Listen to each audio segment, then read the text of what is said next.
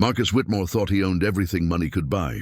The tech billionaire lived in a world where every desire was just a transaction away. But when he callously auctioned off his elderly, Maid's most precious possession, a family heirloom, worth more than its weight in gold to her heart, he unknowingly set in motion a chain of events that would strip away every dollar, every asset, every piece of his empire.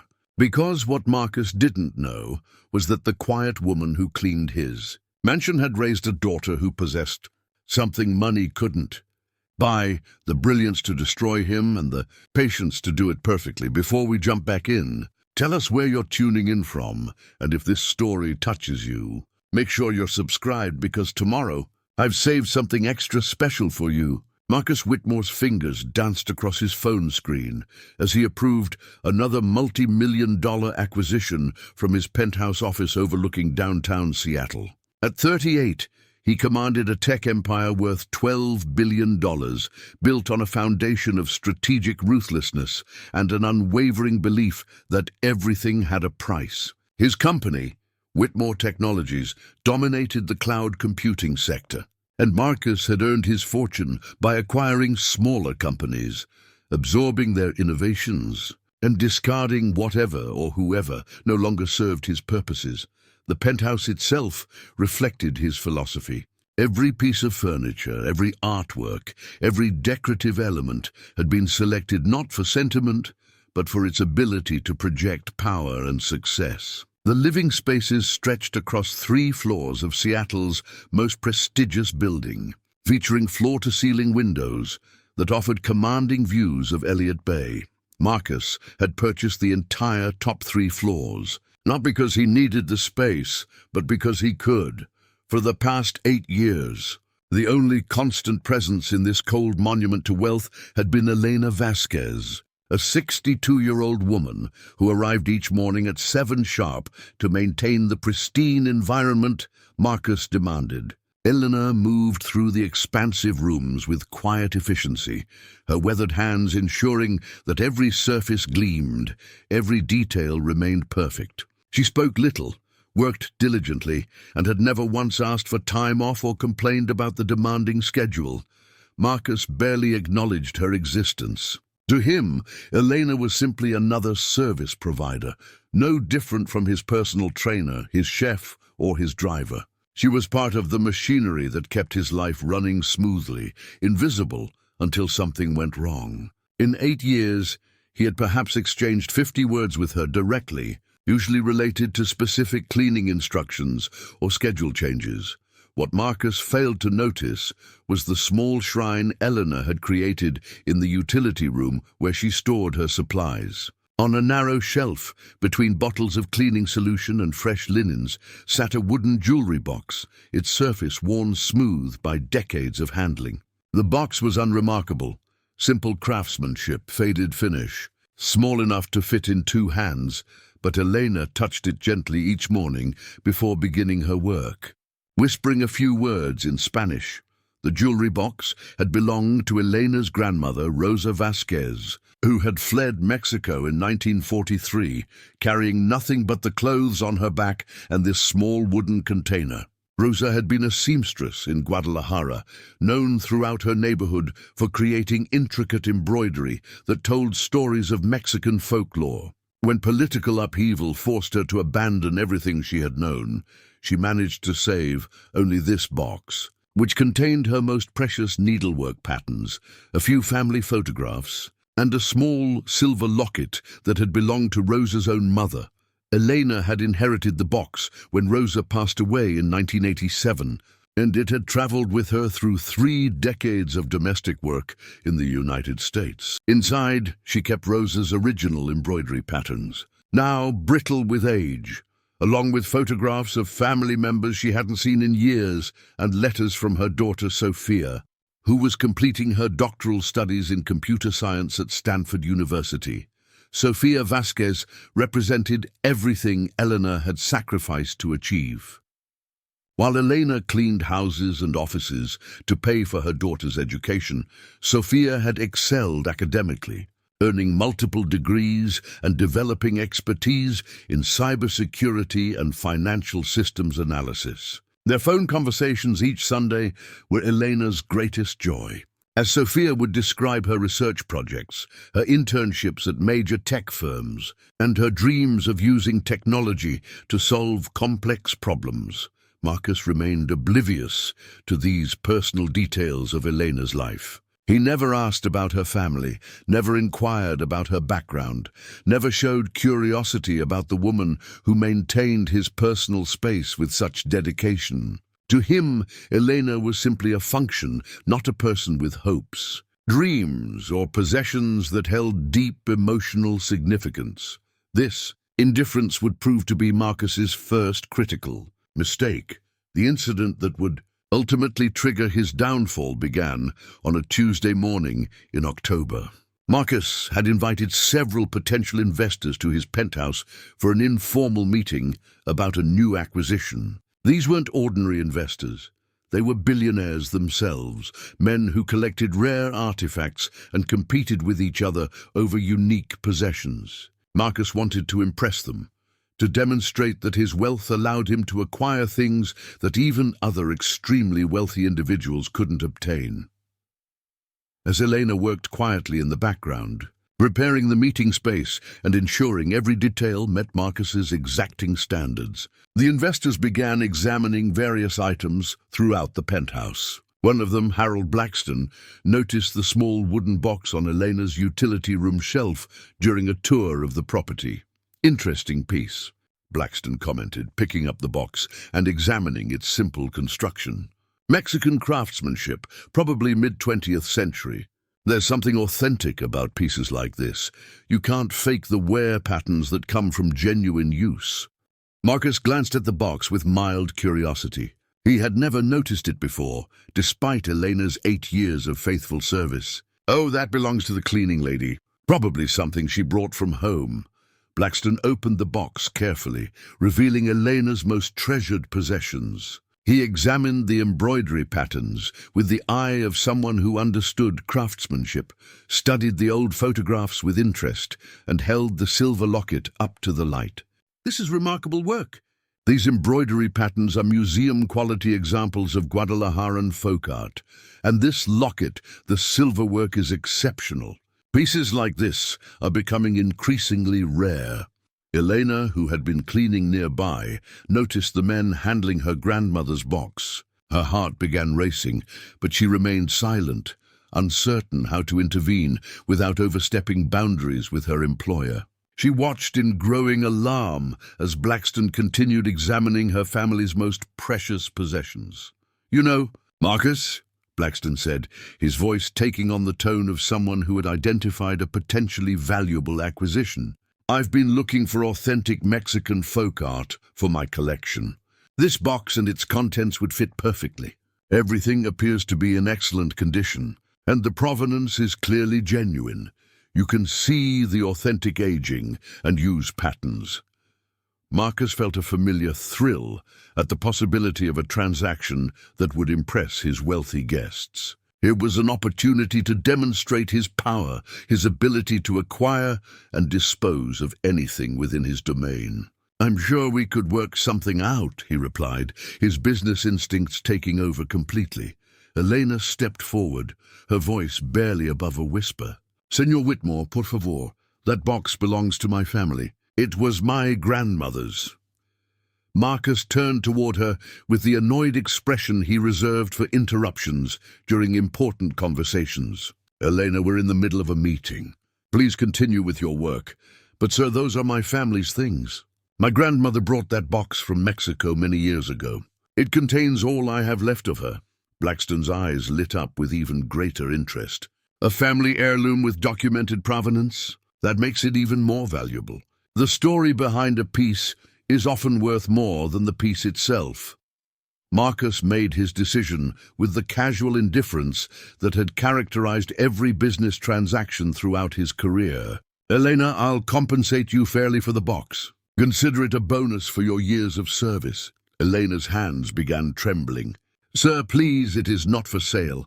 This box contains my family's history, my grandmother's work, and photographs of relatives who have passed away. Money cannot replace these things. But Marcus had already moved past her concerns, focused entirely on the impression he was making on his potential investors. "Harold, let's say $5,000 for the entire contents.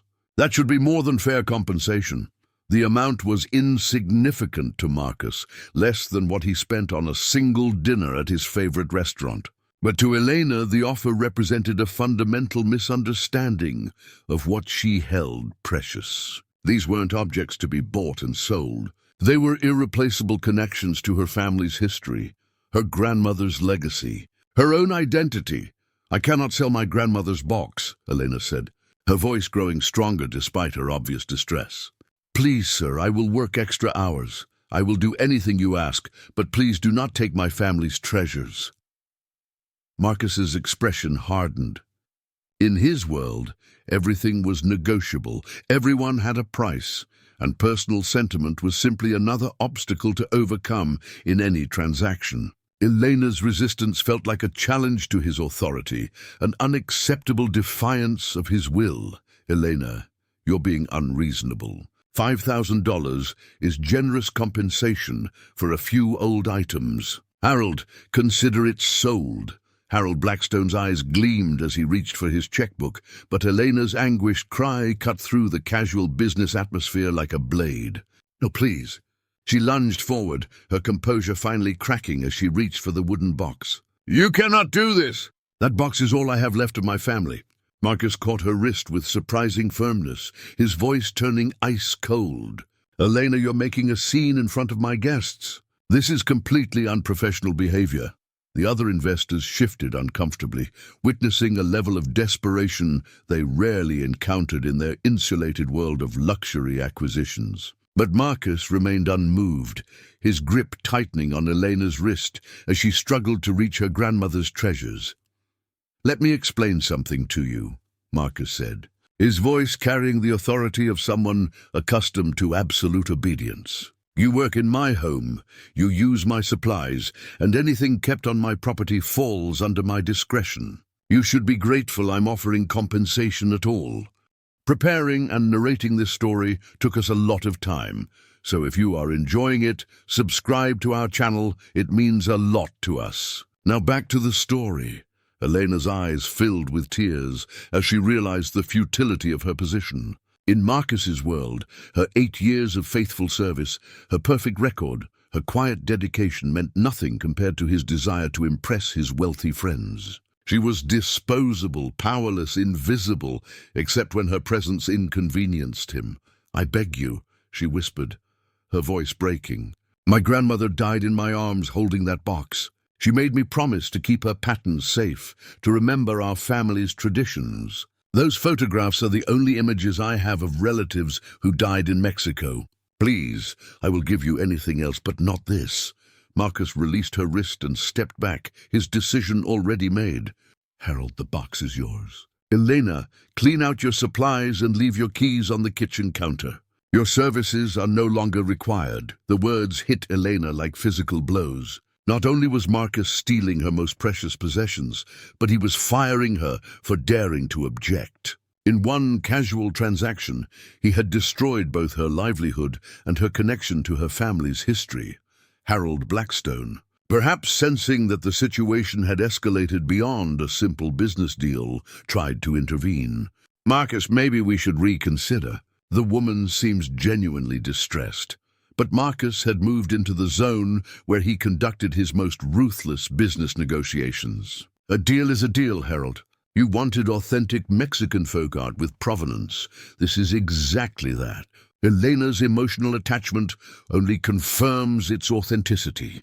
Elena stood frozen as Blackstone carefully placed her grandmother's box into his briefcase, along with the embroidery patterns, photographs, and silver locket that represented her entire connection to her heritage. The casual way he handled these irreplaceable treasures, as if they were merely interesting objects rather than pieces of her soul, broke something fundamental inside her. "You will regret this," Elena said quietly, her voice steady despite her tears. "God sees everything, Signor Whitmore. Everything you have done will come back to you, Marcus laughed dismissively. Eleanor, I've heard that superstitious nonsense from many people I've had to let go over the years. I'm still here, still successful, still building my empire. Your curses and threats don't frighten me, but something in Elena's eyes, a steely determination that replaced her earlier desperation, should have given him pause. This wasn't the broken woman he expected to see. This was someone who had reached a decision, someone who had moved beyond pleading to planning. Eleanor gathered her cleaning supplies with methodical precision, her movements controlled despite the devastation she had just experienced. She placed her keys exactly where Marcus had instructed, on the kitchen counter beside a notepad where she had once written grocery lists and maintenance reminders for his household. Before leaving, she wrote a single line on the notepad, "Thank you for showing me exactly who you are." After Eleanor's departure, the meeting continued with renewed energy. Harold Blackstone praised Marcus for his decisive handling of the situation, and the other investors seemed impressed by his willingness to make difficult decisions without sentimentality.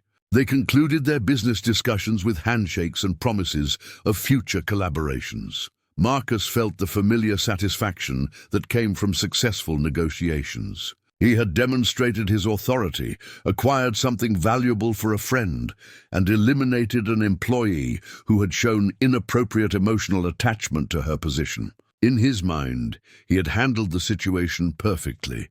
What Marcus couldn't have known was that Elena drove directly from his penthouse to a small apartment in Redmond, where she sat in her car for 20 minutes before calling her daughter at Stanford University. Sofia Vasquez was in her laboratory, running security analyses on financial networks as part of her doctoral research when her mother's call came through.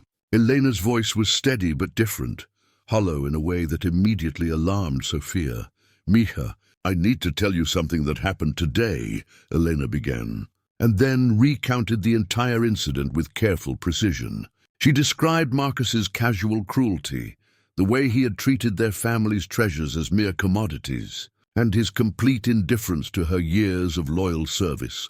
Sofia listened in growing fury as her mother described not just the theft of their grandmother's box, but the systematic humiliation she had endured. This was the woman who had worked multiple jobs to pay for Sofia's education, who had sacrificed everything so her daughter could pursue her dreams in technology. The woman who called every Sunday to hear about Sofia's research, who beamed with pride at every academic achievement. "Mama, we're going to get your box back," Sofia said, her voice carrying a determination that Eleanor had never heard before. "And we're going to make sure this man learns that some things are more valuable than money." Sofia's doctoral research focused on cybersecurity vulnerabilities in financial systems, specifically how interconnected digital networks could be manipulated by someone with sufficient technical knowledge and patience. She had spent 3 years studying the weak points in corporate financial structures, learning how modern billionaires stored, protected, and transferred their wealth. More importantly, Sofia had developed relationships with other brilliant graduate students who shared her interest in using technology to expose corporate corruption and abuse of power. These weren't criminals or hackers in the traditional sense, but rather idealistic young people who believed that technology could be used to create justice when legal systems failed ordinary citizens. That night, Sofia made a series of phone calls to classmates who specialized in different aspects of financial technology: blockchain analysis, corporate network security, social media manipulation, and legal research. She presented Marcus Whitmore's case not as a personal vendetta, but as a perfect example of how wealthy individuals could abuse their power without consequences. The response was immediate and overwhelming. Sofia's colleagues had all witnessed similar stories: wealthy employers treating working-class employees as disposable, valuable cultural artifacts being stolen from vulnerable families, legal systems that protected property rights over human dignity. Marcus Whitmore represented everything they opposed about unchecked capitalism. Within hours, Sofia had assembled a team of 8 doctoral candidates and recent graduates. each bringing specialized skills that would prove crucial in the months ahead. They called themselves the Digital Justice Collective, and Marcus Whitmore would become their first major target. Their initial research phase began immediately. Using publicly available financial databases, corporate filings, and social media analysis, they began mapping Marcus Whitmore's entire business empire. They identified his key investments, his major business relationships, his personal spending patterns, and the complex network of shell companies and offshore accounts he used to minimize his tax obligations. Sophia discovered that Marcus's wealth, while substantial, was built on a foundation of leveraged debt and complex financial instruments that could become unstable if properly destabilized. His companies relied heavily on investor confidence, stock valuations, and credit relationships that could be disrupted through strategic application of pressure at key points.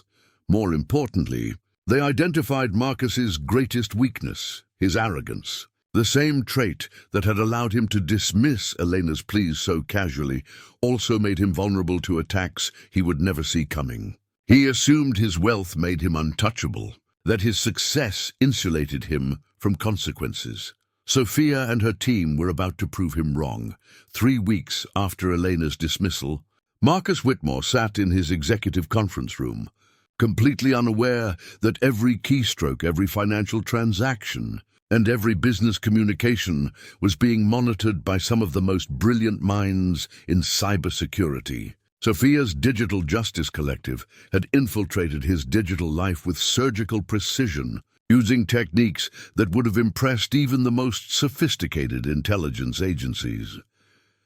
The collective's first breakthrough came through Marcus's personal assistant, Jennifer Walsh, a recent college graduate who managed his daily schedule and correspondence. Jennifer had been hired 6 months earlier, specifically because her qualifications were impressive, but her background was unremarkable, exactly the type of employee who would blend into Marcus's operation without drawing attention.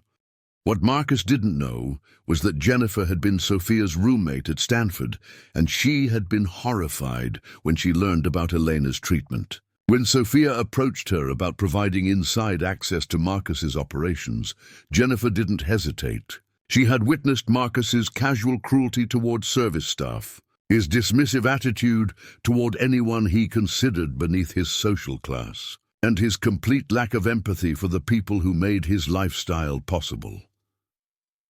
Jennifer's position gave the collective access to Marcus's calendar, his private communications, and most importantly, his passwords. Modern billionaires might have sophisticated security systems for their companies, but they often relied on personal assistants to manage the mundane digital details of their daily lives. Jennifer had access to Marcus's personal email accounts, his social media profiles, and even his online banking passwords, information she quietly shared with Sophia's team. The collective's technical specialist, David Chen, used this access to install nearly invisible monitoring software across Marcus's devices. The software was sophisticated enough to avoid detection by standard security systems, but comprehensive enough to provide real-time access to every aspect of Marcus's digital footprint. Within days, they could track his location, monitor his communications, and analyze his financial transactions as they occurred. Meanwhile, Maria Rodriguez, the collective's financial analyst, had been mapping the complex structure of Marcus's business empire. What she discovered was a house of cards built on borrowed money, inflated valuations, and investor confidence that could be systematically undermined. Marcus's $12 billion net worth existed largely on paper, dependent on stock prices, credit agreements, and business relationships that could be disrupted through careful manipulation. The collective's first strategic move targeted Marcus's most vulnerable investment, a failing social media startup called ConnectFlow that he had purchased for $800 million the previous year. ConnectFlow was hemorrhaging money, losing users, and facing increasing scrutiny from privacy advocates. Marcus had publicly defended the acquisition as a brilliant strategic move. But internal documents revealed his growing anxiety about the investment. Sophia's teammate Alex Morrison specialized in social media manipulation and viral marketing campaigns. Using a network of fake accounts and bot networks, Alex began systematically amplifying negative coverage of ConnectFlow's privacy violations and data security failures. The campaign was subtle at first, sharing legitimate news articles, boosting organic criticism, and encouraging real user complaints to gain visibility. Within 2 weeks, ConnectFlow leaks was trending across multiple platforms. The hashtag highlighted genuine privacy concerns and data breaches that ConnectFlow had tried to suppress, but Alex's amplification made these issues impossible to ignore. Major tech journalists began investigating ConnectFlow's practices, discovering a pattern of data mishandling that Marcus's team had been desperately trying to contain. The collective's legal researcher, Sarah Kim, had been studying Marcus's corporate structure and identified several contracts that contained unusual penalty clauses. ConnectFlow's acquisition agreement included provisions that would trigger massive financial penalties if the company's user base declined by more than 30%. Within 18 months of purchase, as negative publicity mounted, ConnectFlow's user base began abandoning the platform in significant numbers. The company's advertiser partnerships collapsed as brands distanced themselves from the growing scandal. Within a month, ConnectFlow had lost 38% of its active users, triggering penalty clauses that required Marcus to pay an additional $400 million to the previous owners. But the collective wasn't finished with ConnectFlow. David Chen had discovered that the company's servers contained poorly encrypted user data going back 5 years, including deleted messages and private information that users thought had been permanently erased. Working with sympathetic journalists, the collective orchestrated strategic leaks that revealed the extent of ConnectFlow's data retention practices.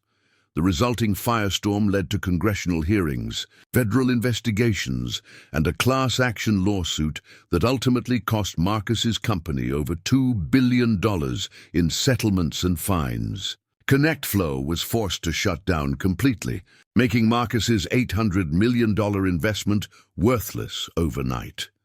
Marcus responded to the ConnectFlow crisis exactly as Sophia had predicted, with arrogance and public defiance. He appeared on financial news programs dismissing the failure as a minor setback, claiming that successful entrepreneurs always faced temporary obstacles. His dismissive attitude toward user privacy concerns and his refusal to accept responsibility for the data breaches only amplified negative coverage. Wealthy individuals like Marcus Whitmore believe they can buy their way out of any problem.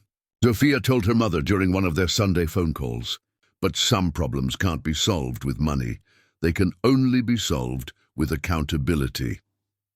Elena had found work cleaning offices for a small property management company, earning a fraction of her previous salary with none of the benefits she had enjoyed while working for Marcus. The financial stress was significant, but what hurt most was the absence of her grandmother's box. Every morning she found herself reaching for the wooden container that had provided comfort and connection to her heritage for so many years. Misha, what you and your friends are doing, is it legal? Elena asked, though her voice carried more curiosity than concern. Everything we're doing uses publicly available information and legal methods, Sophia assured her. We're not stealing anything, we're not hacking into systems illegally, and we're not creating false information. We're simply ensuring that Marcus faces the consequences of his own decisions. The collective's second major operation targeted Marcus's real estate investments. Through Jennifer's access to his communications, they learned that Marcus had been using shell companies to purchase residential properties in gentrifying neighborhoods, evicting long-term tenants, and converting affordable housing into luxury developments. Working with local community organizers and tenant rights groups, The collective began documenting these displacement patterns and connecting them to Marcus's shell companies. Sarah Kim helped tenant groups navigate legal challenges, while Alex Morrison created social media campaigns that personalized the stories of families who had been displaced by Marcus's developments. The campaign culminated in a coordinated series of protests outside Marcus's luxury developments, with displaced families sharing their stories and local news outlets covering the human impact of gentrification. The negative publicity made it increasingly difficult for Marcus to secure permits for new developments and led several cities to implement stricter regulations on property speculation. More importantly, the campaign revealed that several of Marcus's real estate purchases had been financed through loans that violated federal fair housing regulations. Sarah Kim's research had uncovered discriminatory lending patterns in Marcus's property acquisition strategy, leading to federal investigations that would ultimately result in millions of dollars in fines and the forced sale of numerous properties.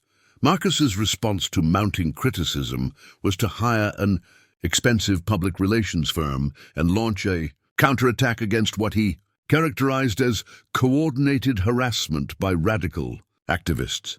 He appeared at industry conferences defending his business practices and claiming that he was being unfairly targeted because of his success. But Sophia and her team had anticipated this response. Every public appearance Marcus made was carefully monitored, and his defensive statements were systematically fact-checked and contradicted using his own internal communications and financial records. The collective had become expert at using Marcus's words against him, highlighting the contradictions between his public statements and his private actions.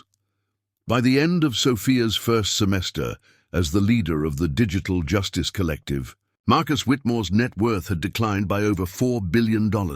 His stock portfolio had lost value due to negative publicity surrounding his companies. His real estate investments were under federal investigation, and his reputation in the business community was rapidly deteriorating. But Sophia was just getting started. The real destruction would come from targeting the foundation of Marcus's empire, his technology companies, and the investor relationships that sustained them. 6 months after Eleanor's dismissal, Marcus Whitmore received a phone call that would accelerate his empire's collapse beyond anything Sophia's collective had yet accomplished. The call came from Rebecca Sterling, the CEO of Meridian Capital, one of Marcus's largest investors and the primary financial backer of Whitmore Technologies' cloud computing infrastructure. "Marcus, we need to talk." Rebecca's voice was tense in a way that immediately put him on alert. "There are some irregularities in your quarterly reports that my board wants clarified before we proceed with the next funding round."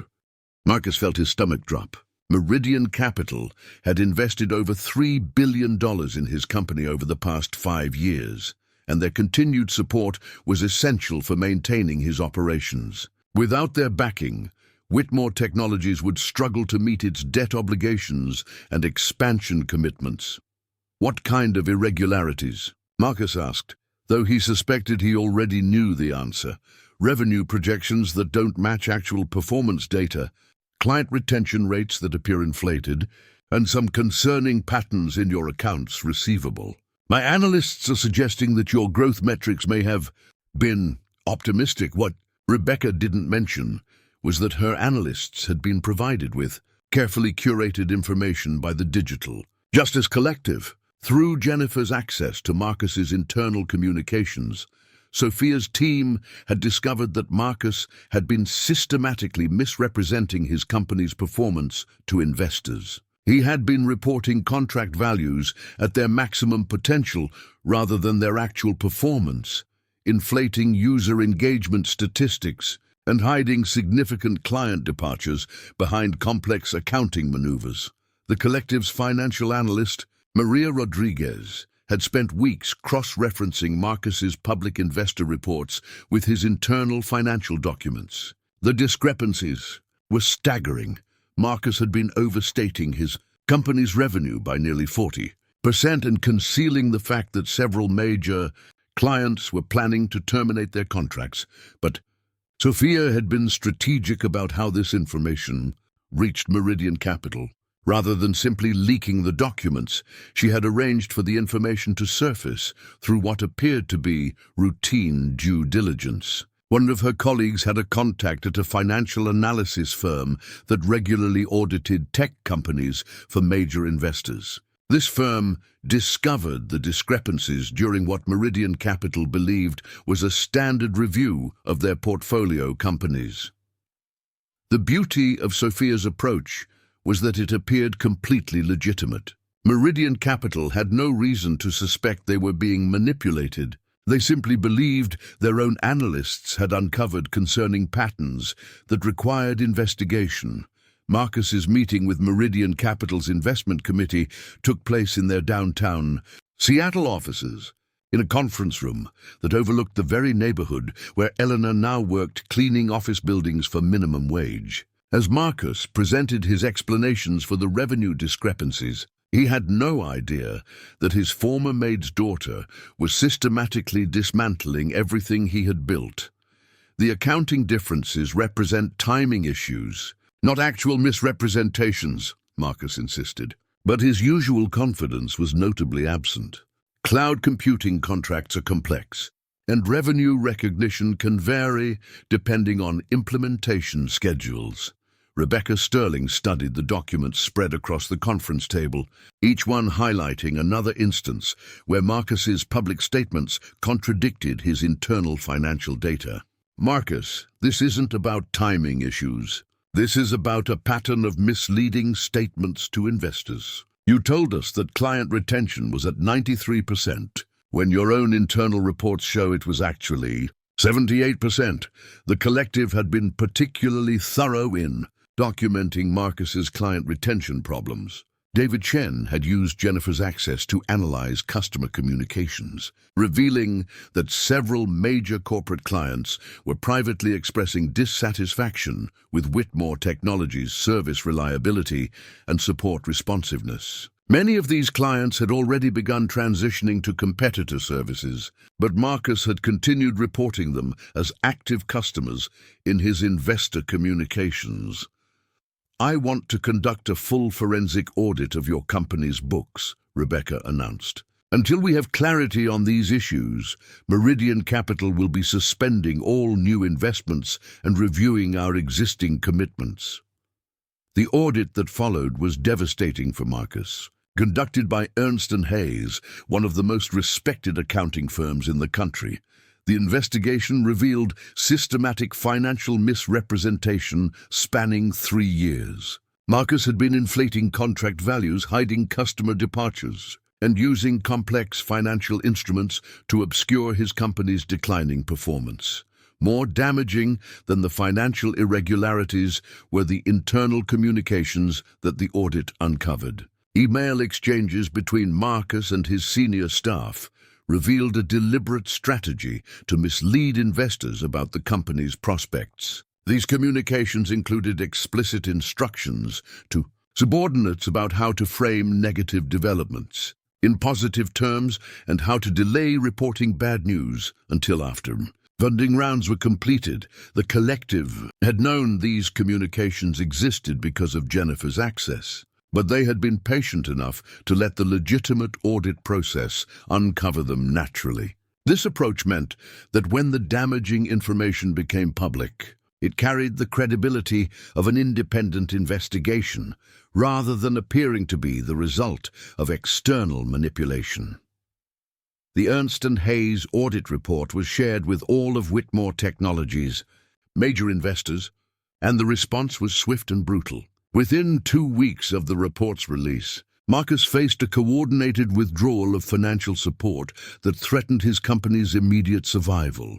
Meridian Capital immediately triggered penalty clauses in their investment agreement, demanding the return of over $1 billion in funding that had been obtained under what they now characterized as fraudulent pretenses. 3 other major investors followed suit, creating a cascade of financial obligations that Marcus could not possibly meet. But Sophia's most devastating blow was yet to come. Through her cybersecurity research, she had discovered that Whitmore Technologies' cloud computing platform contained significant security vulnerabilities that Marcus's team had been aware of, but had chosen not to disclose to clients or investors. Working with investigative journalist Michelle Park, who specialized in corporate cybersecurity failures, Sophia orchestrated the release of information about these vulnerabilities through what appeared to be legitimate investigative reporting. Park's articles, published in TechWatch Weekly, detailed how Whitmore Technologies had been aware of security flaws that could potentially expose client data to unauthorized access. The security vulnerabilities were real and significant. Marcus's development team had identified them months earlier, but had chosen to delay addressing them because the fixes would require expensive system updates and temporary service interruptions that would affect quarterly performance metrics. Internal emails revealed that Marcus had personally approved the decision to postpone security improvements in favor of maintaining revenue targets. The TechWatch Weekly expose triggered an immediate crisis of confidence among Whitmore Technologies' corporate clients, companies that had entrusted their data to Marcus's cloud computing platform began demanding immediate audits of their information security and threatening to terminate their contracts if vulnerabilities weren't addressed. Immediately, Marcus found himself trapped in an impossible situation. Fixing the security vulnerabilities would require millions of dollars in development costs and weeks of service interruptions that would violate his service-level agreements with major clients. But failing to address the security issues would result in massive client departures and potential legal liability if data breaches occurred. The crisis deepened when several of Marcus's largest clients, including 2 Fortune 500 companies that together represented nearly 30% of his revenue, announced they were terminating their contracts due to security concerns. These departures triggered additional penalty clauses and contract violations that further strained Marcus's already desperate financial position. Elena watched these developments unfold from her small apartment, following news coverage of her former employer's troubles with a mixture of satisfaction and amazement. During her Sunday phone calls with Sophia, she learned about each carefully orchestrated blow against Marcus's empire.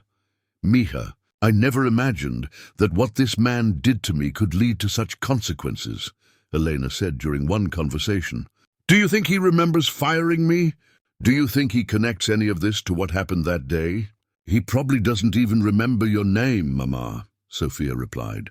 "But that's exactly what makes this so perfect. He destroyed your life without thinking about it for even a moment. Now his own life is being destroyed, and he has no idea why." The psychological pressure on Marcus was becoming evident in his public appearances. Once confident and commanding, he now appeared haggard and defensive during interviews. His public statements became increasingly erratic, alternating between defiant claims that he was being unfairly targeted and desperate attempts to restore investor confidence. Meanwhile, Sophia's collective was preparing for their final assault on Marcus's remaining assets, his personal wealth and luxury holdings that had been insulated from his business troubles. The systematic destruction of his companies had been methodical and devastating. But Sophia wanted Marcus to experience the same complete powerlessness that her mother had felt when her treasures were stolen.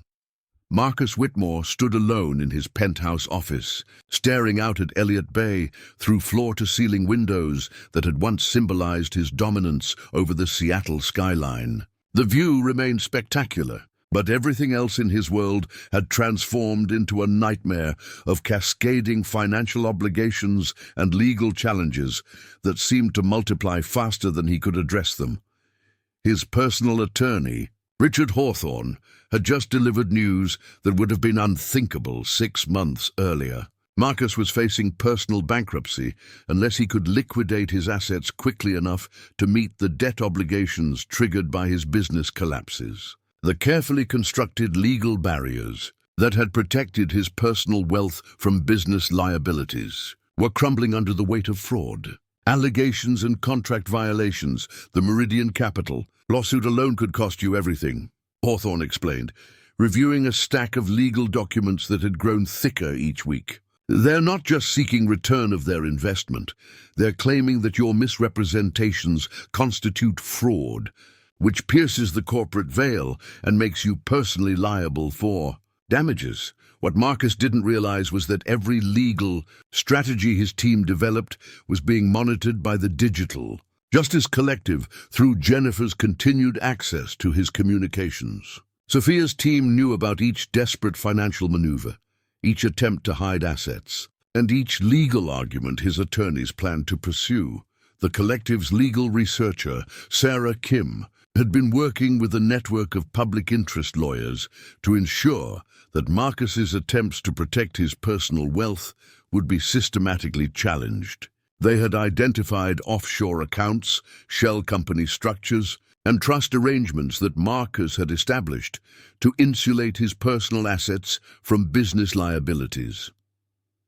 But Sophia's most ingenious move involved Marcus's art collection, which represented over $200 million in personal wealth. The collection included works by Picasso, Van Gogh, and Monet that Marcus had purchased not for aesthetic appreciation but as investment assets that could appreciate while providing tax advantages through Jennifer's access to Marcus's insurance records and appraisal documents. The Collective discovered that several pieces in his collection had questionable provenance. Working with investigative journalist Michelle Park, they began researching the ownership history of Marcus's most valuable acquisitions, focusing particularly on pieces that had been purchased through private dealers rather than established auction houses.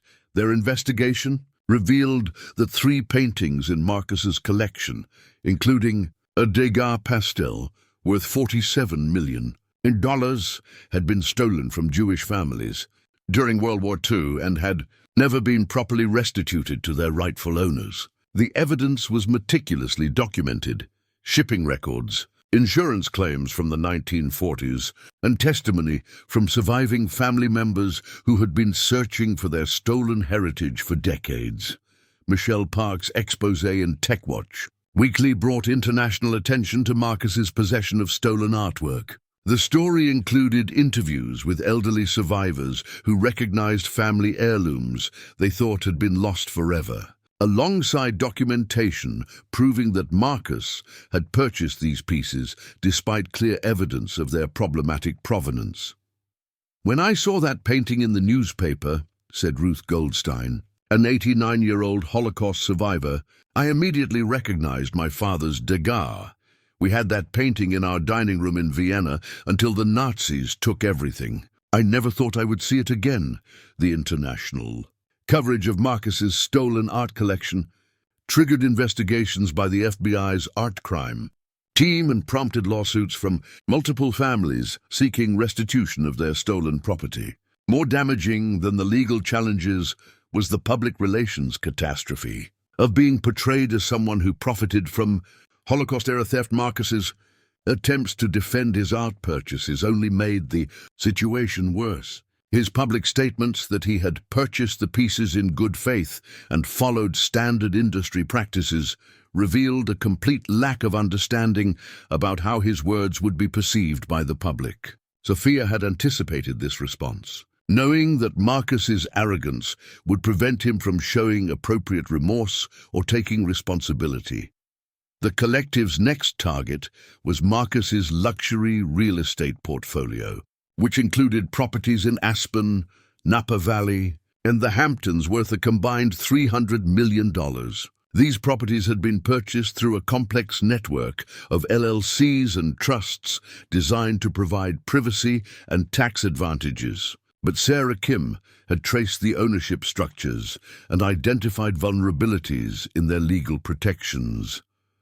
working with environmental lawyers. The collective discovered that Marcus's Napa Valley vineyard had been developed in violation of wetlands protection regulations. The property included protected habitat that had been illegally modified to accommodate Marcus's winemaking facilities and guest accommodations. Environmental impact studies from the original development had been falsified, and proper permits had never been obtained for construction in sensitive ecological areas. The environmental violations at the vineyard triggered federal investigations by the Environmental Protection Agency and resulted in cease and desist orders that prevented Marcus from operating his wine business. More importantly, the violations made the property essentially unsaleable, as any potential buyer would inherit the environmental liability and restoration costs. Similarly, the collective discovered that Marcus's Hamptons estate had been built using non-union labor in violation of local construction agreements, and that several safety violations during construction had been covered up through payments to corrupt building inspectors. These revelations led to criminal investigations and liens against the property that prevented its sale. Marcus found himself in an increasingly desperate situation. His business empire was collapsing. His personal assets were either frozen by legal challenges or unmarketable due to regulatory violations, and his attempts to raise emergency capital were failing as potential investors fled from the mounting scandals surrounding his name.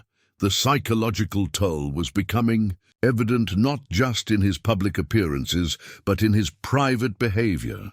Jennifer reported to Sophia's team that Marcus had become increasingly paranoid, suspicious of his own staff, and prone to explosive outbursts when presented with new legal or financial challenges. He had begun drinking heavily during business meetings and had fired several long-term employees who had questioned his increasingly erratic decision-making. He's starting to realize that this isn't just bad luck or temporary setbacks.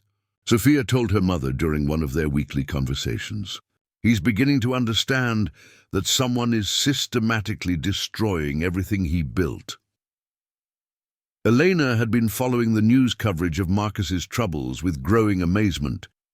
The man who had seemed so powerful when he fired her now appeared weak and desperate in television interviews. His empire was crumbling, his reputation was in ruins, and his personal wealth was evaporating through legal challenges and regulatory violations. Do you think he has any idea that this all started with stealing my grandmother's box? Elena asked. I don't think he's capable of making that connection, Sophia replied. In his mind, you were completely insignificant, just another employee who could be discarded without consequences. He probably doesn't even remember your name. But Sophia wanted to ensure that Marcus understood exactly why his life was being destroyed. The collective had been documenting every aspect of their campaign against him, creating a comprehensive record of how his casual cruelty toward Elena had triggered the systematic dismantling of his empire. The final phase of their operation would force Marcus to confront the connection between his treatment of Elena and the destruction of everything he had valued. Sophia wanted him to experience the same powerlessness that her mother had felt, the same humiliation of watching precious things being taken away without recourse. Marcus's downfall had progressed faster than even Sophia had anticipated. What had begun as a desire for justice had become a masterclass in how modern wealth, despite its apparent invulnerability, could be systematically dismantled by people with sufficient knowledge, patience, and motivation. The collective had exposed the fundamental weakness of Marcus's empire. It was built on lies, exploitation, and the assumption that wealth provided immunity from consequences. By methodically revealing these foundations, they had triggered a collapse that was both inevitable and complete. As Marcus faced the reality that his billions were disappearing and his reputation was permanently destroyed, Sophia was preparing the final revelation that would ensure he understood exactly why his world had come apart. The stolen jewelry box that had seemed so insignificant to him would soon become the symbol of his complete destruction. 18 months after firing Elena Vasquez, Marcus Whitmore sat in the cramped waiting room of a court-appointed attorney's office, clutching a worn manila folder containing the remnants of his financial empire. The billionaire who had once commanded a $12 billion fortune now qualified for legal aid, having lost everything except a modest checking account.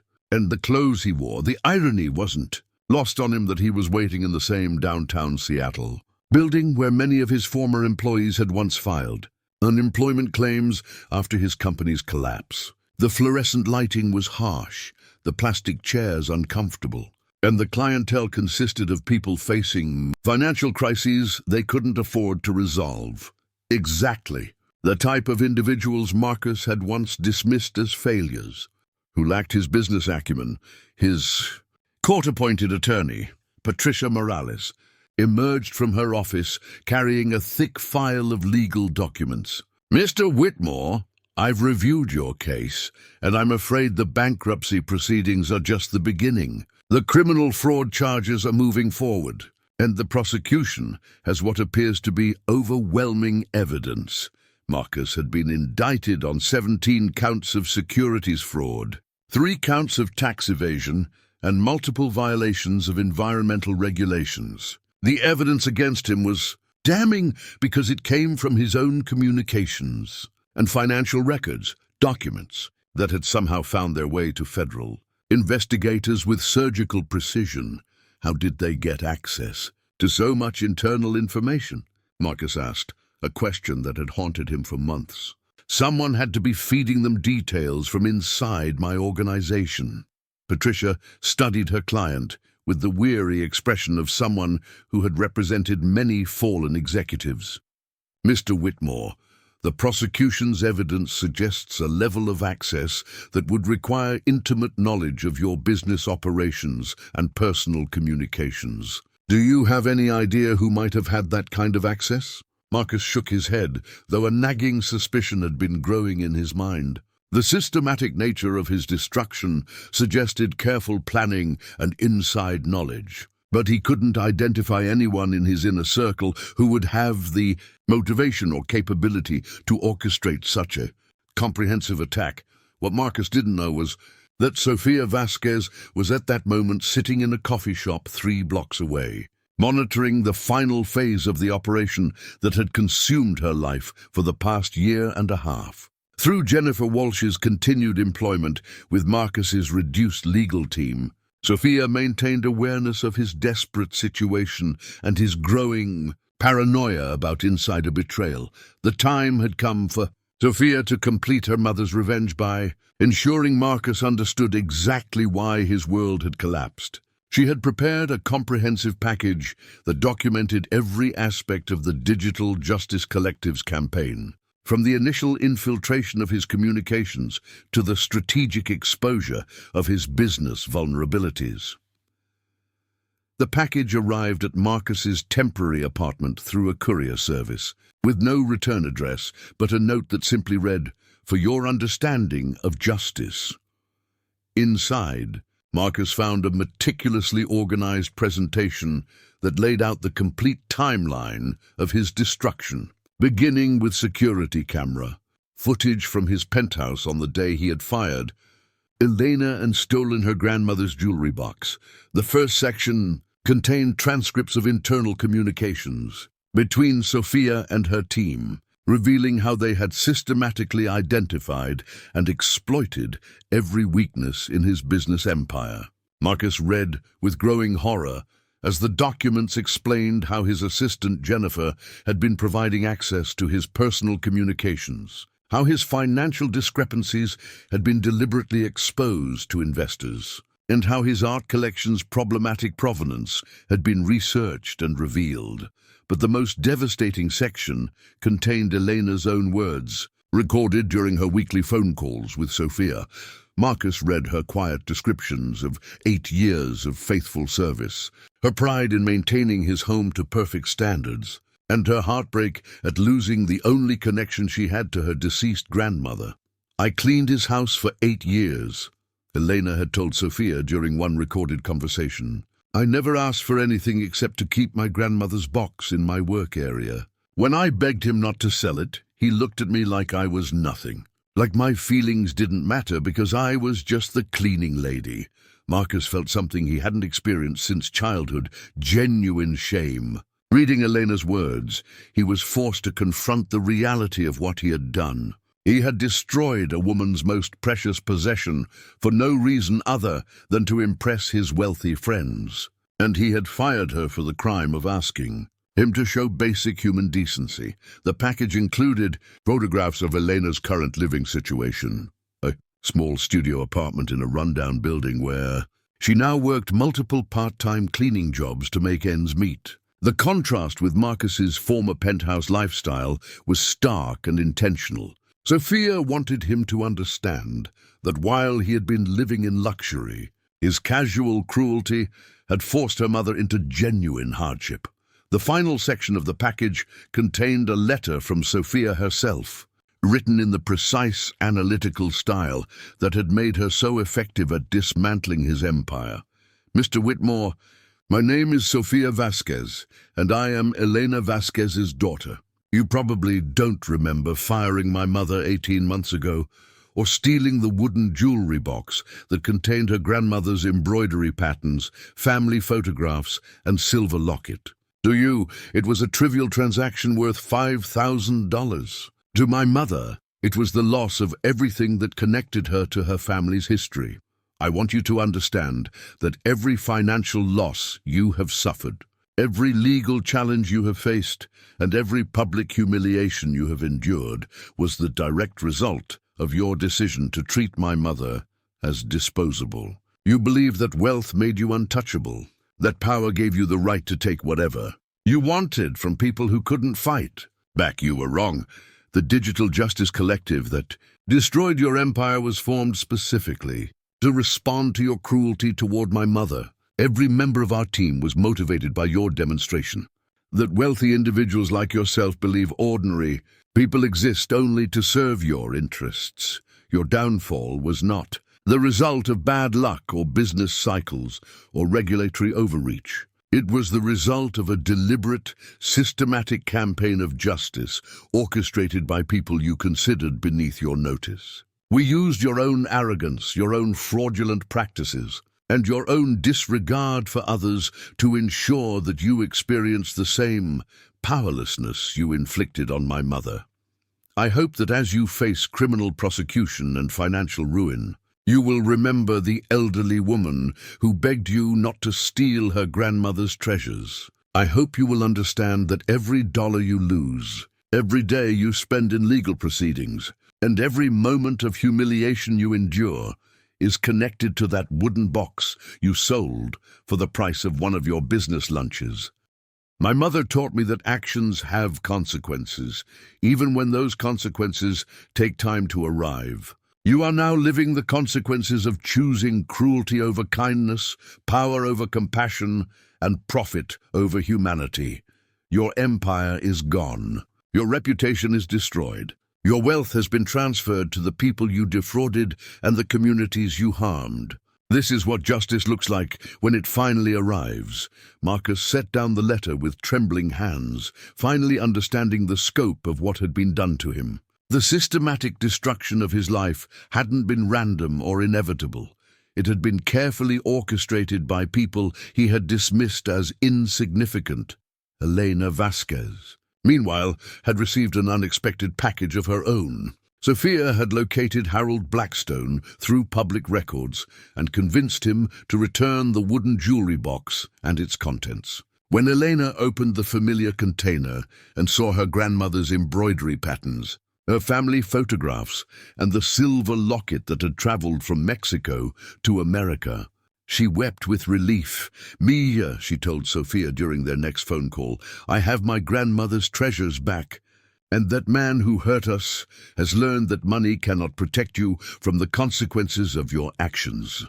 Marcus Whitmore, who had once believed that wealth provided immunity from accountability, now faced years in federal prison and a lifetime of financial struggle.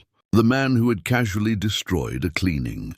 Lady's most precious possessions had discovered that some forms of justice operate beyond the reach of money and power. Elena returned to her grandmother's embroidery patterns, teaching Sophia the traditional stitches that had been passed down through generations of women who understood that true wealth couldn't be measured in dollars or taken away by cruel men in expensive suits.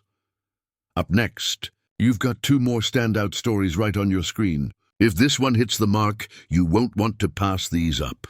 Just click and check them out. And don't forget to subscribe and turn on the notification bell so you don't miss any upload from us.